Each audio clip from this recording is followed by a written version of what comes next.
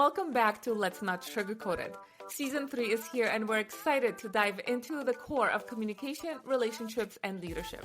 We're your hosts, Bella and Lee, a husband and wife duo with a successful business helping couples and organizations get it together to play a bigger game and elevate their relationships and performance.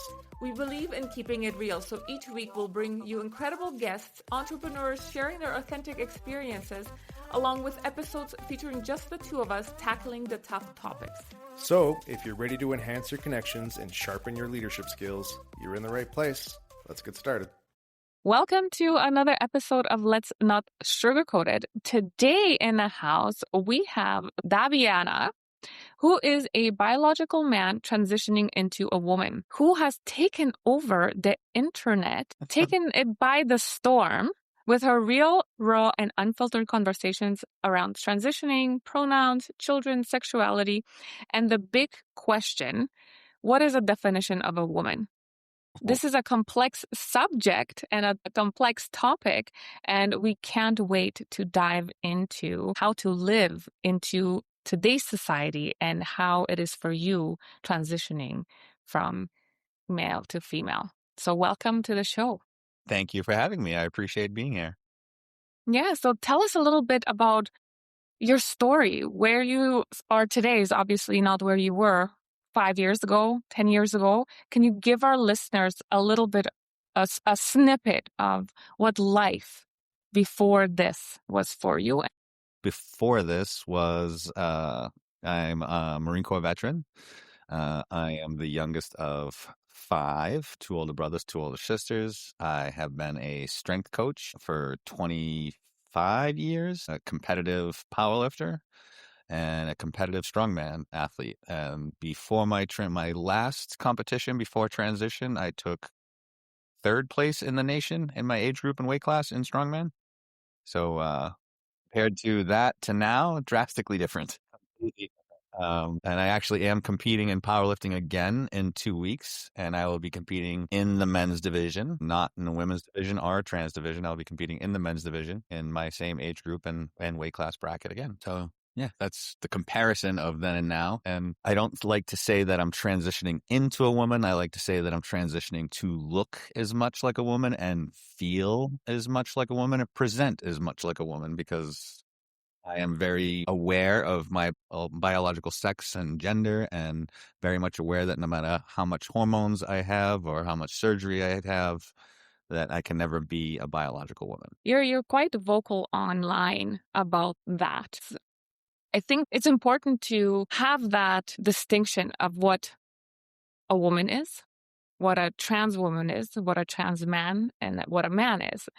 Especially now we have children, we have girls, and it's a very confusing world out there where we were doing a Valentine's exchange gift, and one of my daughters didn't know whether or not she could buy her friend a girl kind of gift because she may identify as something else, but she's too scared to ask. And it's just such a confusing world. And I'm finding that our kids are in jeopardy here. What are your thoughts on that? My thoughts are to, as the old saying goes, it's better to ask for forgiveness than is permission. So like when it comes to stuff like that with today's world and kids, like bottom line is if you know it's a girl, end of story. And if someone gets offended, that's not on you. That's not on you. It's not on your child. It is what it is. And I think the people of today's world that are allowing their kids to socially transition need to teach their children that they will always be the biological sex that they were born, and there's nothing they can do about that. No matter how they act, how they feel, how they change their name, how they change how they dress, it doesn't matter. If you were born a boy, you'll be a boy. If you were born a girl, you'll be a girl. You can present however you want to, but that doesn't change what you are.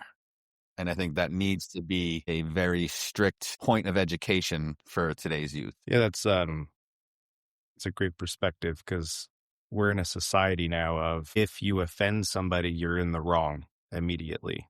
If they feel offended, regardless of whether what you're speaking is factually true or not. It's really based off offense. And so there's this sensitivity around people not saying things or not risking upsetting others, holding back maybe their opinions because they're afraid of being made out to be wrong. So there's all these sensitivities. And so in a world right now where that is the norm, you are very much standing out. You aren't sensitizing your opinions and your thoughts on this topic. And just before we hit record, you were commenting on the amount of podcasts you've been on, invitations to do some podcasts.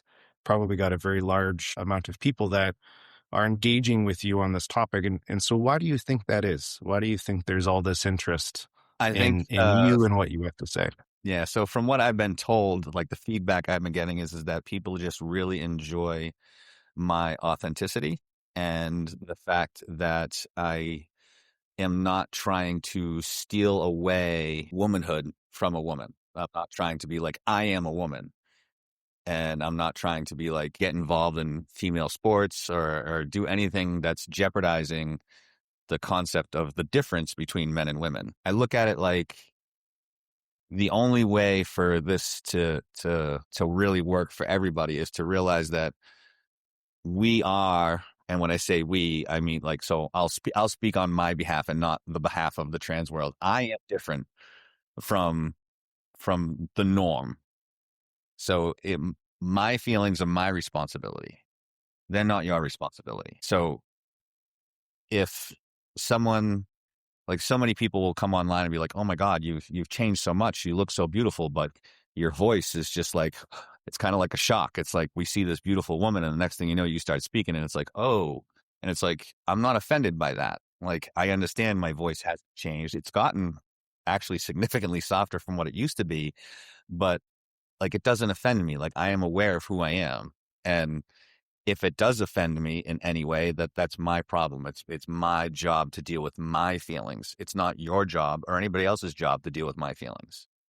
And I think that is something that also needs to be taught. Like, growing up as a kid, it was always, we had that whole like nursery rhyme, sticks and stones may break my bones. Call me this, call me that. You know what I mean? It was, call me this, call me that. Names will never hurt me. Sticks and stones may break my. I forgot how it goes, but you understand what I'm trying to say. It's just like, yeah. And, I said it in the podcast I was in last night. I said to the woman, like, when someone throws an insult at you. So for instance, let's take the term, like if I was to call you a dickhead, right? And people would be offended by that. But if you break it down as to what it is, it's two nouns put together to get a prescribed response. Someone's trying to piss you off.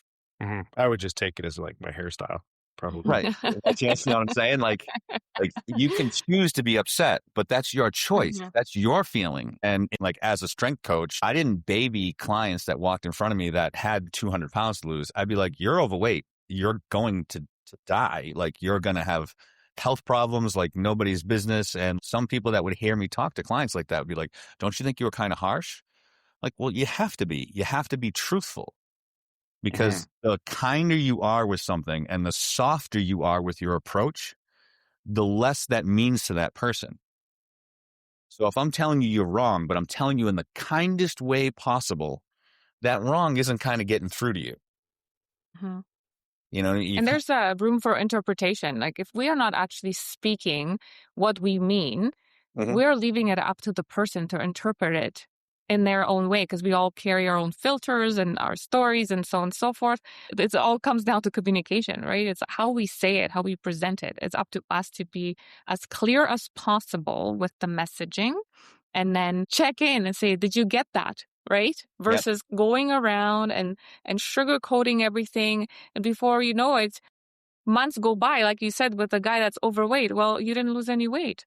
Well, you didn't tell me I needed to lose that much. I thought I only needed to lose 5 pounds, not 50 pounds, right? So you have to say what you mean. Yeah, and you have to be blunt about it. So in the Marine Corps, one of the things they taught us was the KISS method. Keep it simple, stupid. Which means keep the message that you're trying to deliver as simple as possible that the dumbest person can understand exactly what you mean. So that there's no room for interpretation. It's like when someone asks me like, Well, how did my form look on that squat? It sucked. Not like, oh, it wasn't too bad. You could do better here. It was like, no, it sucked, and this is why it sucked. Yeah. Because when I approach it like that, they're going to be like, oh shit, how bad was it? And now they're focused on changing, and now they're focused on the problem. And it's the same thing with today's world, especially with our kids.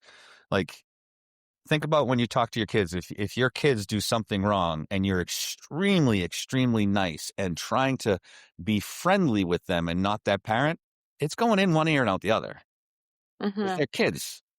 But if you Yeah. sit them down and you're like, look, you can't do that. That's not Yeah. acceptable. They kind of Mm-hmm. get that look on their face like, oh, all right, I screwed up. And it's like, yes, you screwed up. I love you, but you cannot do that.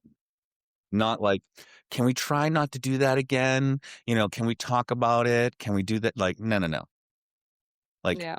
bring back tough love, Yeah. especially on a topic as sensitive as this. Yeah. So you have a daughter. Yes, I do. How old is your daughter? She's 8. Wow. So how is raising an 8-year-old daughter and transitioning affect your relationship? Because I'm sure there's questions around it. So how are you maneuvering that? In itself is a very complex. Like raising kids is one thing, and then transitioning from So a I think dad. my daughter has been strapped to my chest since she was 8 weeks old. She came to work with me every single day, strapped to my chest for about 8 to 10 hours a day, 5 days a week, until she was old enough to go to daycare, which was at the age of like 1.5. And she went for, I think, 2 days a week for 4 hours a day. And then right back to being strapped to my chest again or at work with me. And so she's seen every aspect of how rough around the edges I am, but also at the same time, how caring I am at the same time. And then once this became more of this needs to happen for me, it was about going to therapy and figuring out, before even thinking about coming out, it was going to therapy and figuring out, is this the right thing for me? Is this really what I want? Or is this something else? And then once we figured out this is really what I want and this is really what's going to happen, it was like, okay, now we're going to switch the focus of the therapy onto how do we make this work where it's going to be okay for my daughter? Because if my daughter looked me dead in the face and said, no way, I hate this, I won't do it, I wouldn't be here, because my daughter's my world. So she was involved in every step of the process, from voice therapy to going to see the surgeons to picking out my outfits, the whole bit, like everything. And everything was at Yeah. her pace. Like, Yeah. he literally, after our first day out as girls, it wasn't more than about a month later, where I was getting rid of some of the boy clothes in my closet. And she just was like, came into my bedroom. She's like, what are you doing, Daddy? I'm like, I'm just getting rid of some of my boy clothes. And she's like, oh, let me help. And she started taking things out of the closet.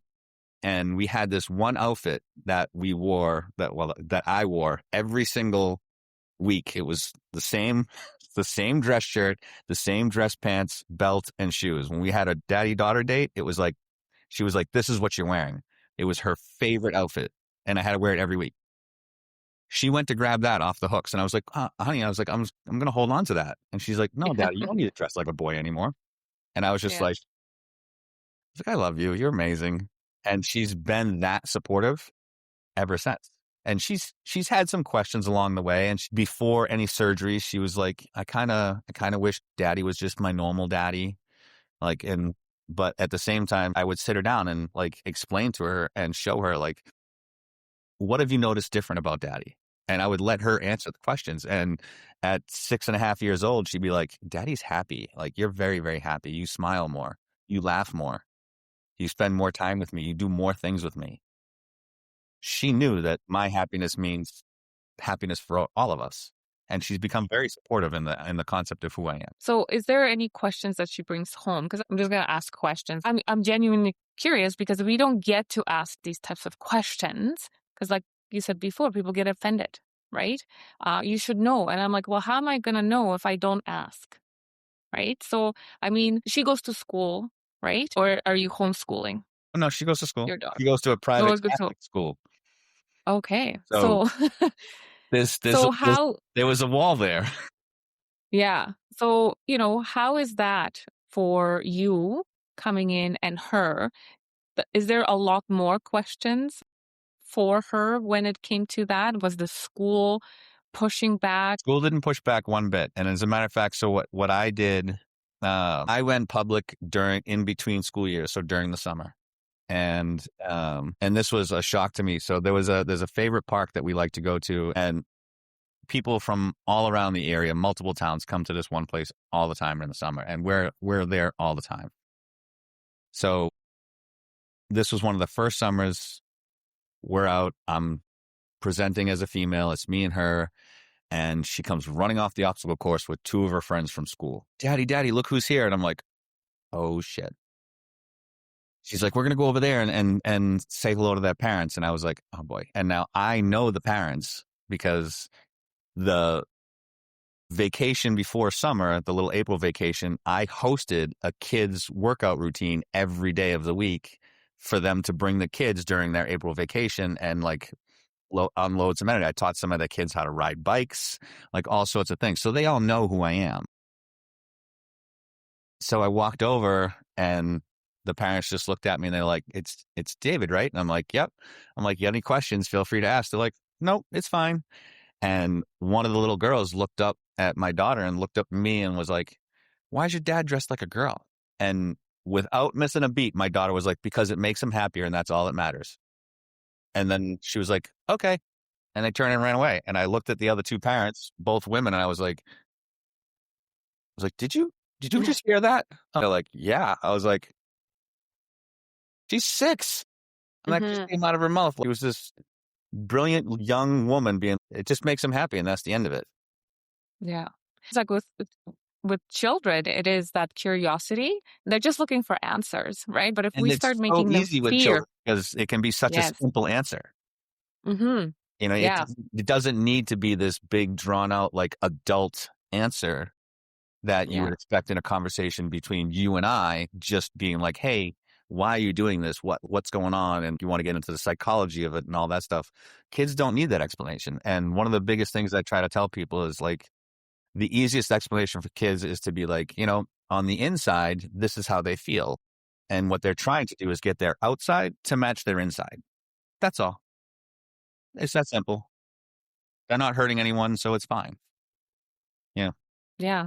No, that's awesome. But it's true. Kids just need that simple answer. And how we approach it is how they're going to then take that into the world themselves. But if at this age, like with our kids, you know, the fact that she's afraid to ask says to me that somewhere in there was them being made wrong for asking the questions. Yes. And if we don't ask the questions, we can only assume, right? And what's the thing of ask? The first thing is then ask or whatever it is. That makes an ass out of you and me. So I think it's just having that conversation, like you said, right? Just open and just being, this is why, and not pushing that on. I love what you said earlier, the onus on the people receiving it, right? Because we don't know what's inside your head. We don't know what's inside anybody's head. And if we don't ask and we're not met with, you know, kindness and understanding on our end, then that's when the fear comes and then the judgment comes and nobody knows nothing. Yeah. Or it's, they didn't have the direct experience. I think it might be the same for adults where there's enough on social media now that you can witness somebody responding very negatively because someone used a wrong pronoun or something like that, right? Like they're guessing, they're not sure.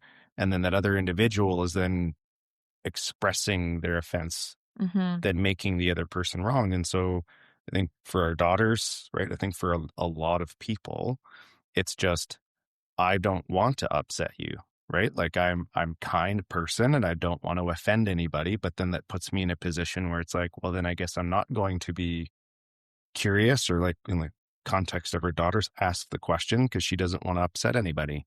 And so I'm in your, like, in your circle inside of your network, like, is this, like, you're very vocal on social media about how you think about these things. Is this, like, Do you know a lot of people that think the same way that you do?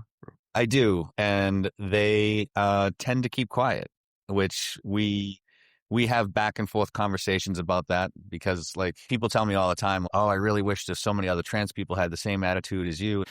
A lot of us do. I have a lot of trans friends that feel exactly the same way, and trans men and trans women, but the difference is they're further along in their journey than I am. So like I know trans women that are some of the most beautiful, most gorgeous women you've ever laid your eyes on. And they sound like a woman. You would have no idea that you were sitting next to a biological male. They don't want to speak up because they're comfortably living their life 100% passing as a female, being treated kindly as a female. And they don't want to lose that for the same reason why I waited so long to come out. So when I was still married during COVID, I was talking to my ex-wife now, my wife at the time. I was talking to her about wanting to transition, and I backed out of it because of the presence I saw in the trans world on social media. People throwing a fit and getting upset when someone uses the wrong pronoun, and these people having like just unbelievable anger towards being like misgendered. And I just looked at it and I was like, I don't want to be a part of that. I'm like, that's, I don't want to be I don't want to be labeled as that person. That's not me. And then it took me a few years to get to the point where I was like, you know what? That's not me. That's not my community. I don't have to identify as being in the trans community, being in the LGBTQI plus community. Like, I'm like, no. And people ask me all the time, they're like, don't you think you're hurting your community? My community? My community is my friends, my family, and my loved ones. That's my community. It ends there. And everyone's Yeah. like, yeah, but you're trans, so you're part of the trans community. Okay, you're Jewish. Do you hang out with, do you have a community of Jewish people that you spend all your time with? Do you relate to every Jew person in the world? You're Spanish. Do you now automatically relate and have a community of all Spanish people? Is there a community of just straight people? Like there's no such thing. It's Mm-hmm. made up. Yeah, you may be able to identify or have some common ground with these people, but they're strangers. You don't know them. I don't know every trans person in the world, nor do I care to. Like I have a Yeah. very, very small, tight-knit circle of friends, and that's where I like to keep it. I don't want to have a million friends. Like, you know what I mean? Like Mm-hmm. my following on social media, they're not my friends, they're my followers, and they appreciate the things that I say. And they appreciate my honesty and my authenticity, but I don't know 99% of them. Yeah. Right. So like that's Just like, not my community. yeah, I totally feel you. Because I mean, we went on a girls' trip a few months back, and we were called colonizers just because we're white women. And I'm like, I'm actually from Poland, and I didn't colonize this country. And one is from South Africa, and just because we are white doesn't mean we have to live into that. Like the world is shifting into these labels and blame, and everybody's pushing for I'm the most important. Like before I get, in the LGBT community, before it became all the other things, everybody was just fighting for equal rights, to have a safe space to be who they want to be. And now it feels like it's shifting that we can't be safe in this space unless we know absolutely everything about everyone. Because if we say something wrong, then we're phobic, we're transphobic, we're all these phobias. Mhm. And we're just like, I just trying to walk from, my car to the Walmart or whatever, right? Like it's hard to keep up with everyone changing everything. The pronouns with them, they. I'm sorry, like, okay, you tell me you are them, they, but forgive me and don't get mad if at some point I'll say she or he, right? Because it's a pattern. That's what we've been taught. We're not given that grace to make the mistakes and say, I'm sorry. then I don't even know, because it was never a part of our world, but everything's changing so fast. So many letters are added to the LGBTQ plus and all that stuff. It's hard to navigate it all. But I think what you're saying is like having those open, honest conversations. We're not all blanketed as one, and just give each other grace and space and come with love and kindness versus these expectations that you must do this. You have to do. I don't have to do anything, actually. Thanks. Exactly. And that's what I Right? tell people all the time. I'm like, not for nothing, but it's freedom of speech. If I Mm-hmm. want to look at you and call you a name, I have every right to do that all I want to. Does it make me a rude person? It might, but I still have the Mm-hmm. right to do it. You can't tell me that Right. I can't do it. Since when has me speaking my mind about how I feel out loud become something that's a breaking the rule, or something that is wrong, or something that is against the law? In some places, they're starting to try to prosecute you for hate speech. And it's just like, that's now you're breaching the concept What of is hate speech. speech? Yeah. And hate Mm-hmm. speech can be anything to anybody. It's like, Yes. it's Yeah. gone overboard. And I think it takes more people that are of sound mind to speak up. And I always tell people, anytime you approach something or someone different, you approach with kindness and curiosity. And if that person returns the kindness and curiosity, then there's going to be plenty of room for an understanding dialogue. But if they don't return that kindness and curiosity, then just walk away, because like they have their own issues or demons that they're dealing with. And when I see someone flip out about being misgendered, that's when so many people go, "Oh my God, like transgenderism is a mental illness." And it's like, okay, sure. But when you take someone that is more grounded, like I would say I am, when I can understand where I came from and what I am at the core, there's less of a mental illness there and more stability. But then when you take someone that's like, I'm a friggin' woman, and that's the end of it, now we're talking about someone that still needs more therapy. If you can't be honest with yourself, what's the point? My first therapy session ever was with a therapist that literally was like, "Oh, so you believe you're a woman? Okay, great. You're a woman. Let's go from there." And I was just like, "That's it? You're not going to pry into my brain and try to figure out why I feel this way? Ask me about my past, my childhood, like that, just that. It's just, we're good to go." And she was like, "Yeah." And I immediately stopped seeing her, and I got another therapist. So there's a town up here in Massachusetts that's a little bit more rough around the edges, so to speak. And this woman was a therapist, and she's like, "I swear like a fucking trucker, and I'm going to friggin' call you on all your bullshit. Don't ever friggin' lie to me. I'll be able to tell it. And I have all the degrees to back it up. Now go ahead and talk to me." I literally just sat there and spit out everything I could think of for like an hour and a half. And we got done, and she was just like, "Wow." She goes, "You're the first person I ever talked to like this." I'm like, "What do you mean?" She goes, "I genuinely feel like you didn't tell a single lie." She goes, "Or stretch the truth in any way in your favor." I'm like, "Why would I? This is therapy." I'm like, "I'm supposed to be able to tell you everything unfiltered to get through this." And she was like, "You know how many people come to therapy and don't do that?" I'm like, "What's the point of therapy if I can't be honest with you?" So, and it was having that correct therapist that helped me. And after talking with her several times, she got out of the mainstream of therapy because of the fact that they were taught, literally, you affirm first. Mhm. Right off the bat, whatever that feeling, you affirm. And I just looked at her, and this is something you can't even say like online, because like you have to use terms like unalive or stuff like that. And it's like, I was like, so if someone came to you and said, "Hey, I have these unaliving thoughts, like, would you affirm those?" And they're like, "Well, no, that's different." I'm like, "How is that any different? You're Yeah. talking about someone that wants to completely mutilate their hormones and change their body in a permanent way. How is that any different? You want to affirm that, but not affirm unaliving?" Like, I don't like, and it's the same thing with youth when people talk about kids, and it's just, "Oh, we think it's totally okay for them to do that." I'm like, "So do you think it's okay to give your 10-year-old at M16 and have him join the Marine Corps? No. You think it's okay for them to drink alcohol? No. What about smoking cigarettes? No. What about driving a car? No. What about getting a tattoo? No. So why do you want to prevent them from going through puberty and have them cut off parts of their body?" How is that okay? Mm-hmm. And they're And just why like, do you think oh, that it's is? different. And I'm like, no, it's not. Yeah. And why do you think that is?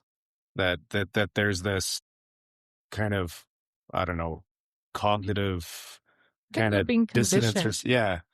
like being conditioned, I think it has a lot to not do with, so I question. deal with this a lot. So I would say on average between all my social media platforms, I get between, I'd say 50 to 75 messages a day. Um, and I go through them once every couple of days. And I would say out of those, there's probably at least 2 or 3 a day where it's people that like I really want to respond to because they're asking me about help with their child or their loved one. And it doesn't matter whether it's, transitioning from boy to girl or girl to boy. And one of the biggest things I always get, and it can be for someone as young as 6 years old, like, I love my child and I want to support them 100%. And how do you think I should go about doing that? And I'm like, don't support them 100%. And like, what do you mean? I'm like, they're your child. They're not your best friend. If your child comes to you and says, I want to take puberty blockers and I don't like my boobs and I want to cut them off, I'm like, you don't go, okay, honey, let's look into that. I'm like, no, you don't do that. I'm like, that's what a friend would do. That would be just completely and blanketly, blindly supporting them. They're not your friend. They're your child. Your job is to look after their safety, not to just tell them that everything they feel is 100% accurate. Do you think there's a fear there for those parents where if they don't support, that the child, their loved one in a decision like that, that they'll just go find a community that will support them and then basically cut the parent or the loved one out of their life because they were trying to look after their safety and they're just going to go find somebody that will support them in the yes? So this is the difference between how kids are being brought up today versus how kids were brought up for me. Like, I don't even know how old you guys are, but I'm going to be 48. So Yeah, like, we're around the same age. when you did something stupid as a kid, your parents let you know with no question whatsoever. And there was no, oh, well, I'm going to go find someone else that's going to support my decision. It wasn't that way. And it was, if you had one parent that was softer than the other, it was always like, hey, mom, I want to do this. Go ask your dad. You go ask your dad, hey, dad, I want to do this. What did your mother say? She said to ask Yeah. you. And then the two of them have a meeting. And the answer is generally always no at that point anyway, because it's like, and it's like, you didn't go somewhere else. Because if you did go somewhere else and then they found out about it, then you got the wrath again. It's like tough love needs to be brought back. And the concept of schools and the states and stuff like that getting involved in parenting needs to be a hard stop put to that. My daughter, when we got divorced, my ex-wife was adamant that my daughter goes to therapy. And that was before me transitioning or her even knowing I was going to transition. She's 8 years old. She goes to therapy once a week. And I can't even ask the therapist what they talk about. She's 8. Excuse me? She's 8. You're going to tell me what she talks about as far as I'm concerned. She's 8. Like, I need to know. School systems being like, oh, well, yeah, your daughter's coming in here and she's, we don't call her this name anymore. We call her Brian in school. I'm like, the fuck you do? Absolutely not. No effing way. Yeah. Sorry, not happening. Yeah. Parents worrying about their kids not liking them is a real problem. Numerous times, like, we got grounded as kids. And like, if you did something wrong, it was, you got grounded for a week or 2 weeks, sometimes even more. My parents were pretty stern and strict, and you could kiss their ass for those 2 weeks and it didn't matter. You're not getting off your punishment any sooner. You did the crime, quote unquote. You're doing the time. End of story. That's how you learned your lesson. And it's the same thing with today. I see so many parents like threaten their kids to like, well, if you do this, I'm going to take your tablet away. And it's like, don't make that threat unless you mean that tablet is gone and it's not coming back. You cannot make that threat and have it be like, all right, I'm going to take it away and put it on top of the fridge and I'll give it back to him tomorrow. No. If you're going to make a threat like that, you need to stick to it. That tablet's gone. It's never coming back. It's gone. It's done. Throw it in the trash. It's done. It's over. This is the only way they learn lessons. They're not going to learn lessons by you being, okay, well, I'm going to take this away, because it doesn't take a child long to figure out like, they'll just punish me and take this away for a couple days and I'll have it back. And so it's not a big deal. They're not learning anything there. What they're learning is how to manipulate you. Our So it's, girls are great manipulators. Oh my yes, gosh. absolutely. And We it's have like, 13-year-old twin girls, and they know how to play mama. That's for sure. and you've got to be stronger than that. You've got to be better than that. As a parent, you've got to be able to lay down the law and be like, no, not happening. Sorry. Yeah. But Yeah. no buts. The answer is no. End of story. Yeah. But Dad I said, do love that. I do love the whole what you said about the school system trying to parent our children. I do not agree with that either. I think we should bring back that teachers have a lot more power in keeping children in detention, asking them to leave or put them in the corner, whatever, when they're misbehaving. I had a friend, her kid was 6, and he walked off school grounds, and the principal was calling her and saying, "Hey, you need to come get your kid because I'm not allowed to touch your child." To me, it's mind baffling that we've taken power away and we're just doing whatever the kids tell us. Teachers don't have any power to discipline, yet they have all the power to support them in all the maybe wrong decisions that they're making and not letting us know about it. and right? the biggest thing that I think is happening, and I think this is happening on so many topics besides just the trans topic, is we no longer hold people accountable for actions. We only hold people accountable for reactions. So like when we were kids, if we got into a fist fight as a kid, whoever threw the first punch, that was who got punished. That was who got detention. That was who got expelled. The other person, self-defense, you're good. Yeah. Now it's like, why did you hit them back? You should have been the bigger person and sat there and took your beating. And now you're going to be punished because you hit back, because you should have known better not to react to that. It's like, no. Excuse me. Like, I'm going to teach my child to stick up for themselves. And I'm not going to teach my child to swing first or to call names first, but I'm definitely not going to teach my child to sit there and be a coward. But like, that's the thing. When people look at me like, why would you say such a thing? I'm like, why did you do this? They're like, yeah, but you could have said something differently. I'm like, no, it actually does. Because what you're doing is you're trying to blame me for reacting to your poor behavior. And that's what we've done as a world across the board on everything. And it's definitely a hard thing to get people to come back. Yeah. It's like codes of conduct are changing. Yes. You think about it in the household, there's codes of conduct. There's ways you conduct yourself. And if you don't conduct yourself those ways, then there's consequences. You get in trouble. When you're in school, or at least when we were in school, there was codes of conduct. If you went sideways with those, then you got in trouble. There were consequences. When you become an adult and you get a job, guess what? There's codes of conduct. And so we're heading in a way where I wonder when somebody's not doing their work, or they're skipping, not showing up on time, or whatever it is, and your employer comes in and says, "Hey, you're going to get written up, or we're going to terminate you." Like, what that's going to do, right? Because we're already at that level with teachers, with the generation of kids that are in school, and these exact same kids at some point are going to be getting jobs and working for people, and they're going to have that same attitude where it's like, you can't tell me what to do. You can't put any consequences on me, right?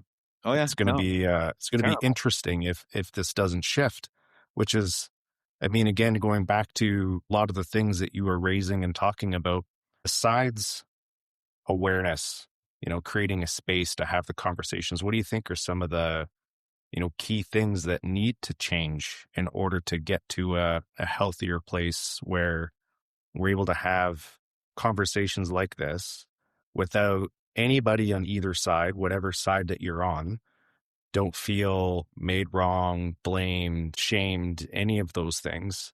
Because, I mean, we are in a place where, whether it's about gender or politics or any of those things, it's very polarizing. Religion, Yeah, it's very polarizing to the point where it's like, to get into the conversation means basically you're fight or flight. It's like you're going in. Put your gloves on. Let's go, right? Yeah. Like I don't even know. Do they even have debate teams anymore? Because probably not. But No, they're starting to bring back like certain people like debating college students, but it's it's handpicked people. What's the term? It's like the masses are asses. You know what I mean? So like you can speak to a crowd, and all it takes is one person in that crowd to react poorly, and the whole thing's gone. It's gone right down the wrong direction. But if you can speak to one person at a time and get them to open up, and instead of being so guarded and so strongly felt about their feelings, to understand a different point of view and be like, you know what? All right, I see your point of view. I don't agree with it, but that doesn't mean anything. It just means that we disagree. And disagreeing is okay. But with the world today, disagreeing basically means that you have a phobia. If I disagree with you, that means you hate me or I hate you. Or that means like I am phobic to you in some way. Are you a phobic to me in some way? And it's 100% inaccurate, and it's not right. It's like you could take, I hate to bring this up, I really do, but you could take the president of the United States for today's world. So many people hate him passionately. And when you go, okay, why do you hate him? And they will spit out a million reasons as to why they hate him. And it's like, okay, so let me ask you something. If he fixed all the world problems tomorrow and he turned out to be the best president in the world, they'd be like, oh, I'd still hate him. Do you see how that doesn't make sense? I understand that you have a passion and a hate to dislike someone, but if that person turns a corner and becomes this better person, but you just want to still hate them on principle, it's pointless. You're the one with the problem at that point. And I think that's literally what has been going on in every step of the way with every issue from the dawn of time is like, we want the general population to be at ends with each other. We want them fighting each other as much as possible.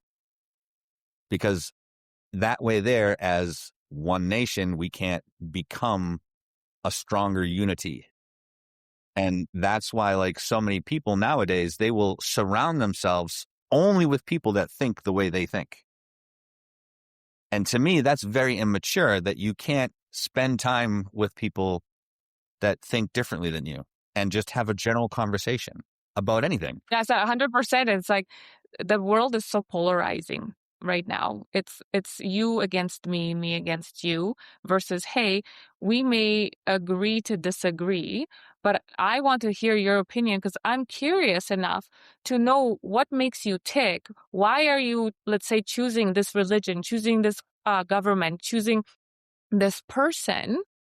Because I want to understand.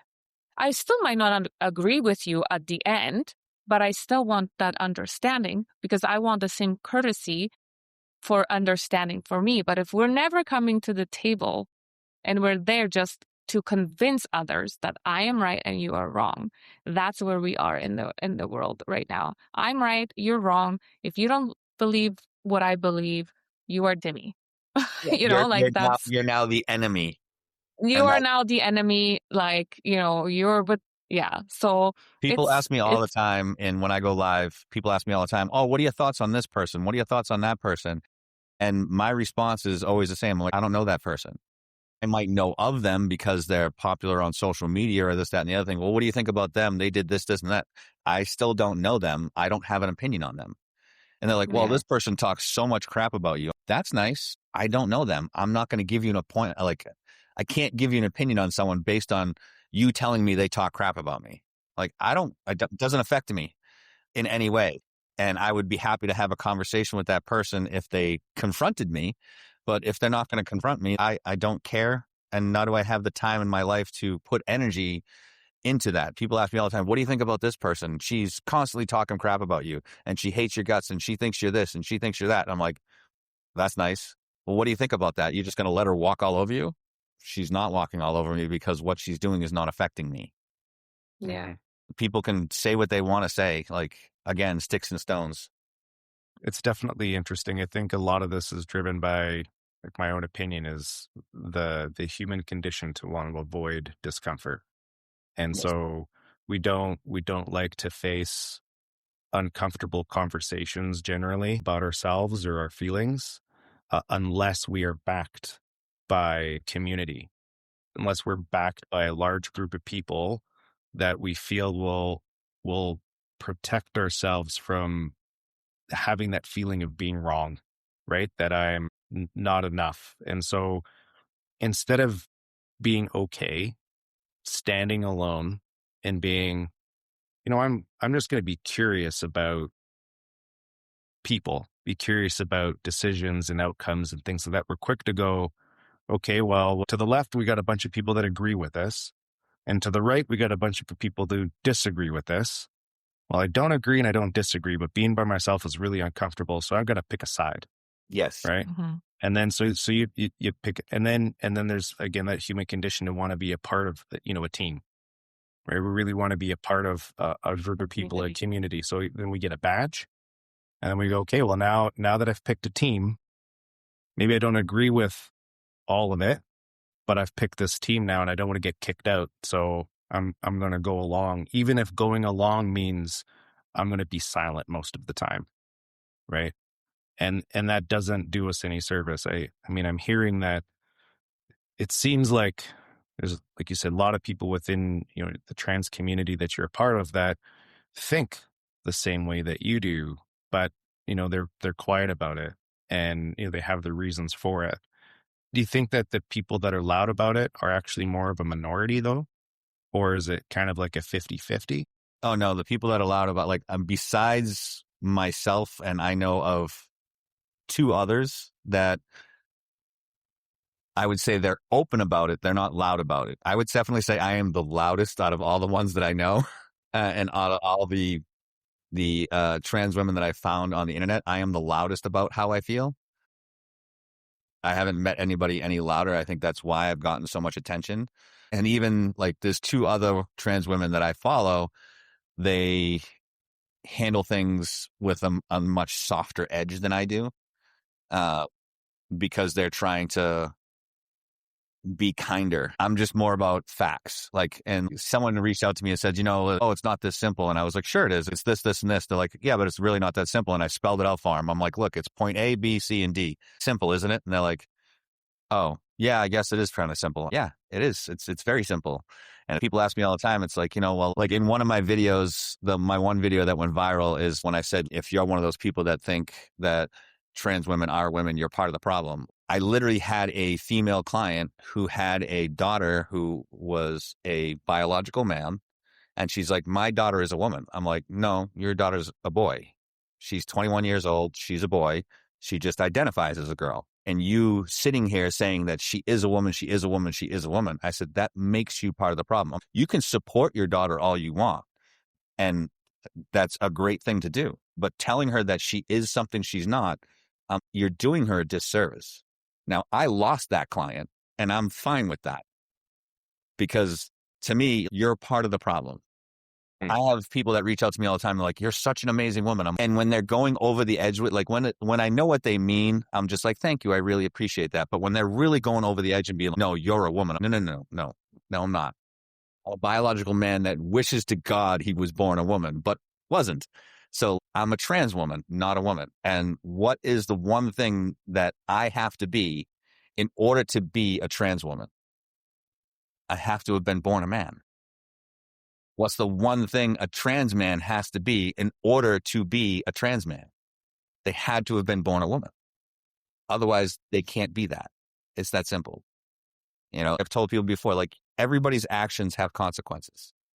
Like, you drink and you get in a car and you drive and you get into an accident, you're going to face the consequences. You decide you want to become a trans woman, you're not playing in sports anymore of the gender that you want to be. You can play in sports, but you're going to continue to play in male sports and suffer the fact that you're not going to do as good anymore because your hormones are lower, everything's changed, your strength has gone down, and that's just the end of it. Everything has consequences. Every choice that we do has consequences. Some of those consequences are great consequences. Some of them are not. But you make a decision in life, you have to deal with what comes with those decisions, and you have to be okay with it. It's so simple to me, and I think it's because I'm just a simple person. And I'll give you an example. So when I first met my ex-wife, I never had a Keurig before. And she brought a Keurig into the house and it stopped working. And I'm like, I can't get it to make coffee. And I'm texting her. And she's like, I told her there was a button on, it said it needed to be cleaned. And she's like, oh, it just has a self-cleaning thing. Do this, this, and this. I'm like, okay, great. So I did this, this, and this. Nothing happened. It didn't work. And she's like, yes, it does. Do it again. I did it again. Still didn't work. She goes, well, you're clearly not doing what I told you to do. And so I sent back the text. This is what I did step by step, just what you said. And she goes, well, did you do this? I'm like, you didn't put it in there.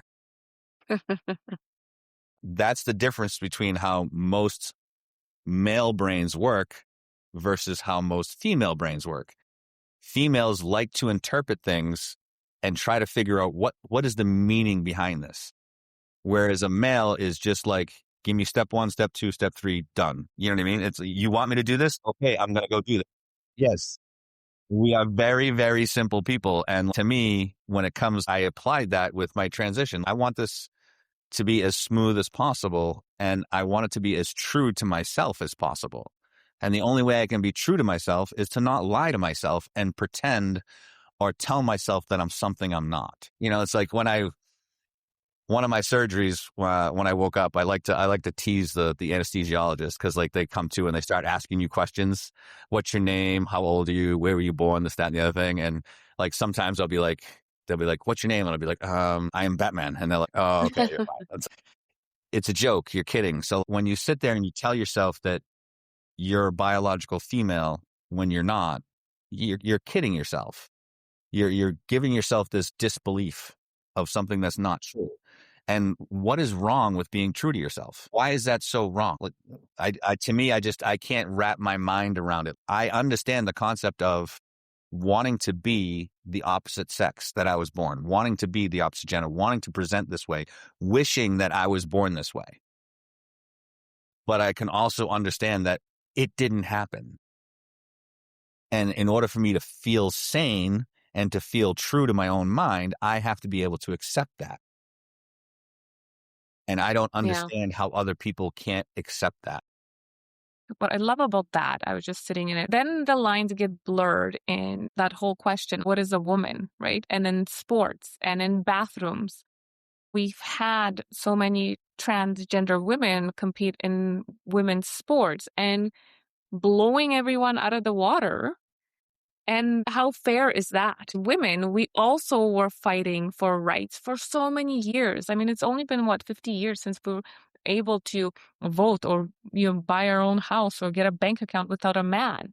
And now I feel like we're losing a little bit of what it means to be a biological woman, because I still want to feel like I am a woman. We can celebrate trans women, trans men. We can celebrate men. We can say, black people, white people, but I feel like sometimes, somewhere, the lines are becoming a little bit blurred. In school, a couple of years ago, I raised hell because we didn't celebrate Mother's Day. We had to celebrate Special Person Day. And I'm like, are you kidding me? I am not a special person. I can be special to you, but I am a mother. So where does it stop? I'm like, no, I can't be a mother. You're going to take over motherhood for me? That's what makes me a woman. And I want my children to always be their mother, right? So, like you said, we could celebrate everyone. But we do need to honor each, I feel, gender and transgender, and we can have space for everyone without taking away spaces for, I'm going to speak for myself, for women. Yeah. So what a lot of that falls into, I think, is that where people basically feel like, oh, well, so basically what you're saying, in order for me to be accepted, I have to be passable. A lot of people get offended by that. And I'm like, no, you do. You have to be passable. If you want to be comfortable and have people around you feel comfortable about you walking into the women's room and being completely non-threatening and just going in and using the bathroom, washing your hands and leaving, you have to be passable. You can't go in there looking like your husband with the dress on and be like, I'm a trans woman, so I'm using this space. No, you're not passable. Whether you feel like you should be a woman or not, you're not at that stage. So when I was first going out in public, before I came out, I was going out in public anyway, dressed and presenting as a woman with friends and girlfriends and stuff like that. And if I had to go to the bathroom and I couldn't find a single stall bathroom, I would literally have my female partner, whether it was a girlfriend or an actual partner, like, can we go over to the bathroom together? Can you walk in there, see if there's anybody in there? And if there's nobody in there, can you come in there with me, stand at the sink so I can go in and go to the bathroom and then leave? So we can leave together. So that way I don't feel like I'm interrupting anybody or I'm making anybody feel uncomfortable. I would go through every little bit of caution to make sure that I wasn't making anybody feel uncomfortable, because I'm the different one. It's my job to make everybody around me feel more comfortable with my differences, not them feel more comfortable with me intruding on their space. So I went to last year, my daughter's school has a fundraising gala at the end of the year.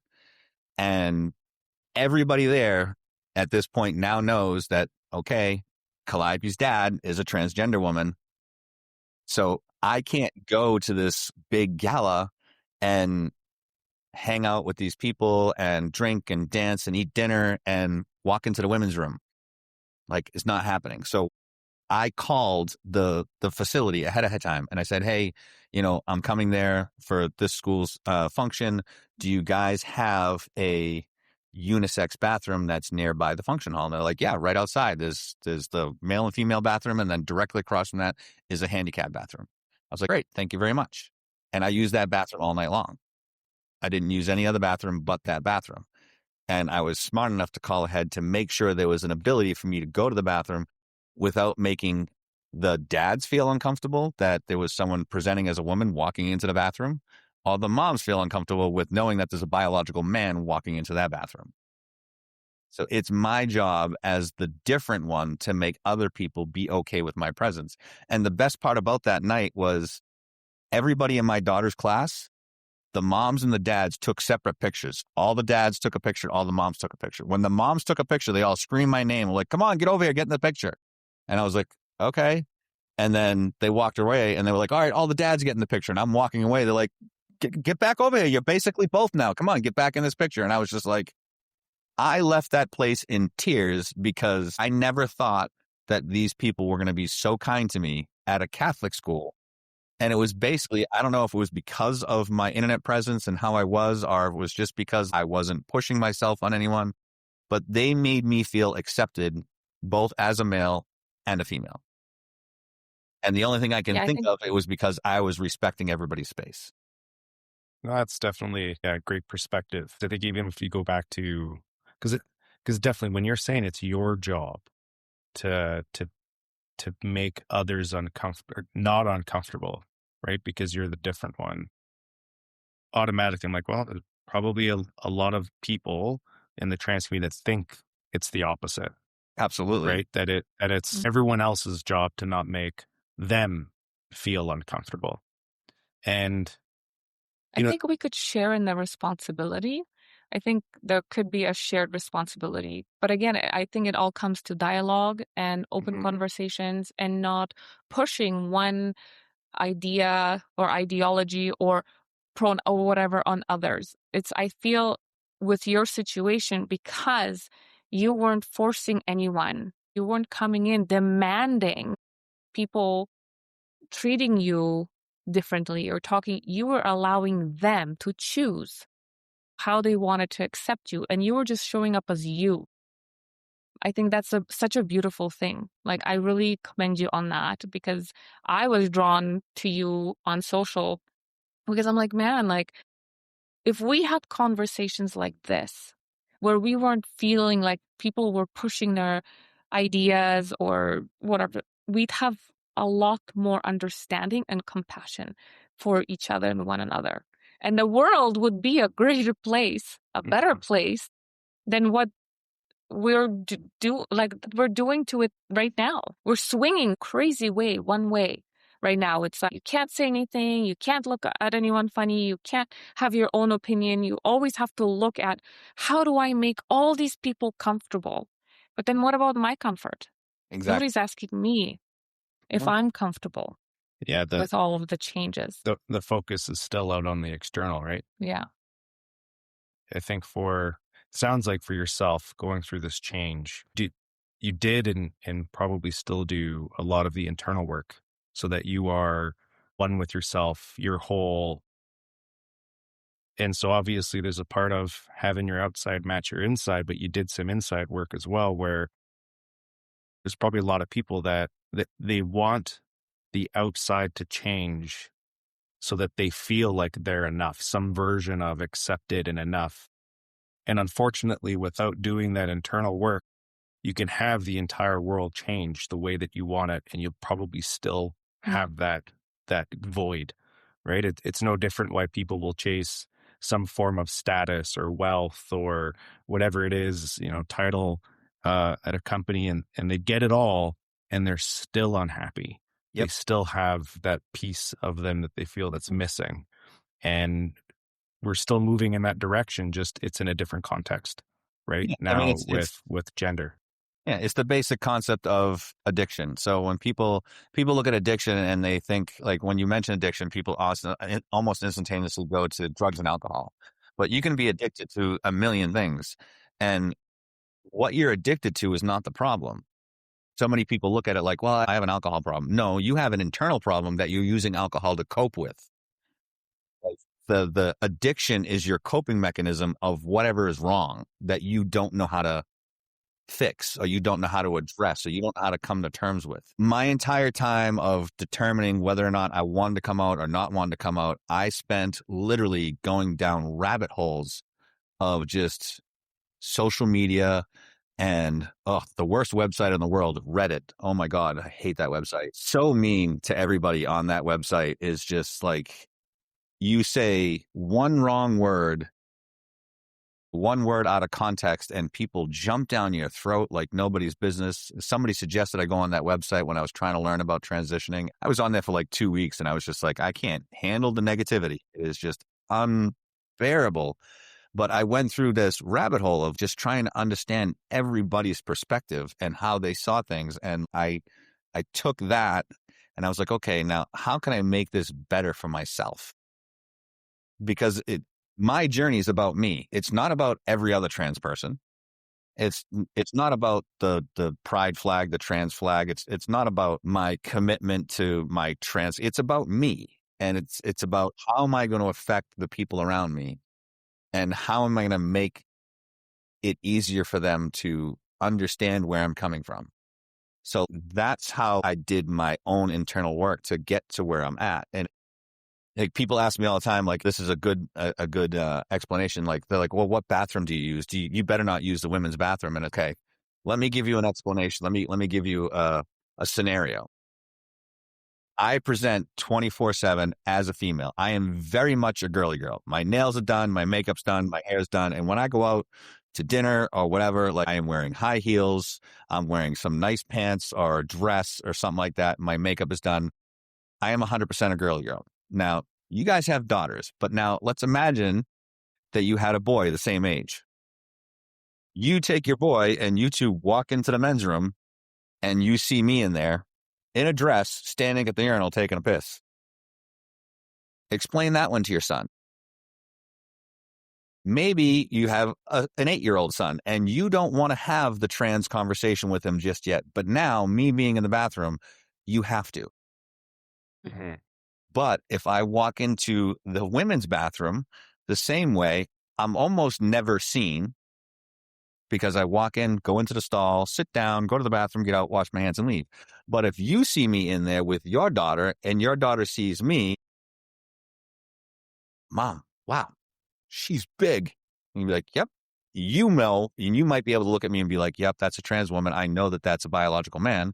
But as long as you play it cool and be like, yeah, honey, don't stare. It's impolite to stare. Come on, let's go. There's not an issue. You don't have to have the trans conversation.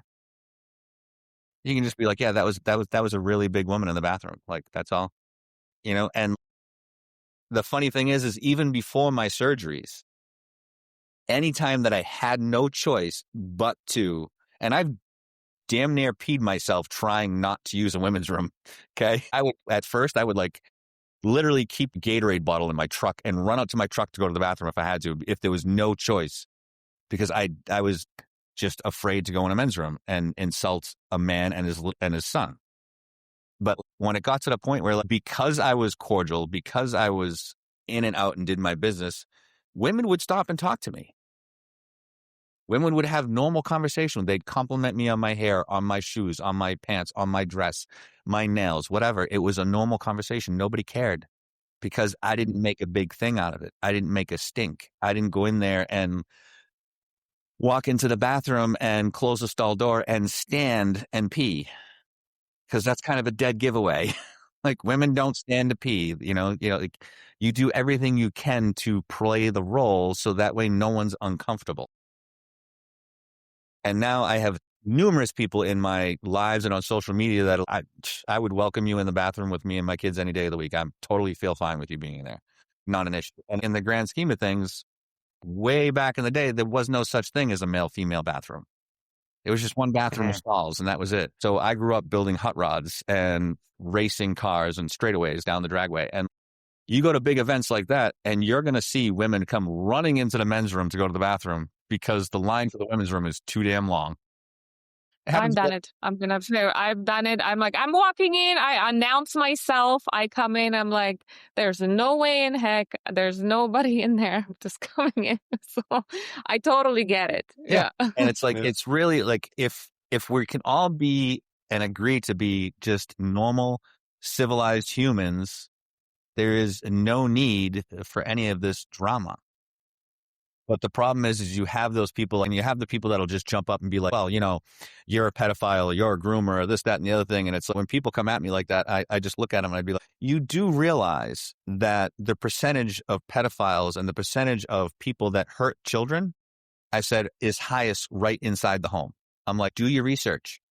You as a parent or you as an uncle are more likely to hurt in a sexual manner the child than I am.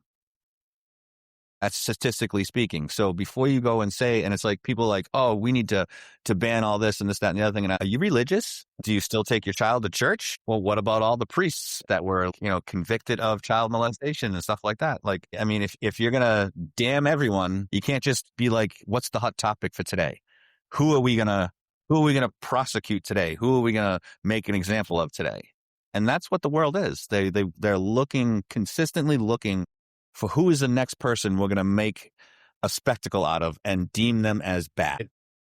I think most people, most human beings wake up. They don't wake up with the intention of being impolite, right? They generally. They don't wake up and be like, I'm going to fuck someone's day up today. Yeah. So they're going to be kind. They're going to be polite.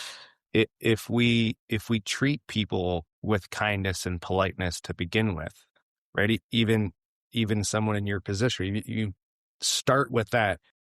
There's a very high chance that that's what you will receive.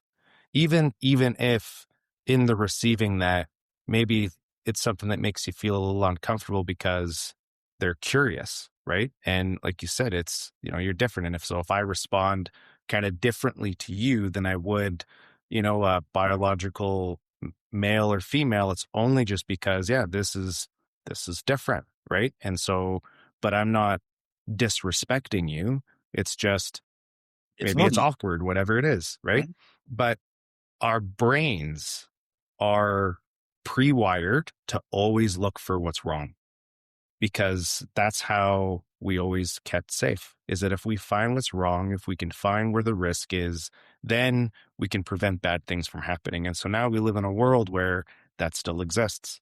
And so even though we may wake up, as you said, not wanting to fuck someone's day up, our brain is wired to look for what's wrong or what's different and then respond to that in a way. And so I really appreciate what you're doing, because regardless of whether people agree with what you're saying or not, you're creating a space where it's okay to have a conversation about this, to have a difference of opinion. It doesn't seem like you are shutting people down for not agreeing with you. You're allowing them to engage in conversation and have dialogue about it. And that's what this world is, needs more of. Yeah. So I'm grateful for your time. I'm grateful for your message. I just really resonated with, you having a voice and speaking your truth. And I think we all need a little bit more of Daviana in our lives. So thank you so much for joining us. Where can people find you? They can find me on TikTok as the Common Sense Life Coach. They can find me on Instagram as Daviana, the one and only. Okay, awesome. Thank you so much. Until next time. Yeah, until next time. Thank you. Bye. Thank you guys so much. I really appreciate it. We hope you enjoyed today's episode and gained valuable insights to elevate your life and business. If you found value in our conversation, spread the love. Share this episode with family and friends, and let's grow this supportive community together. And don't forget to like and follow us so we can reach more amazing people just like you. Until next time, remember, let's not sugarcoat it. Keep it real, raw, and unfiltered.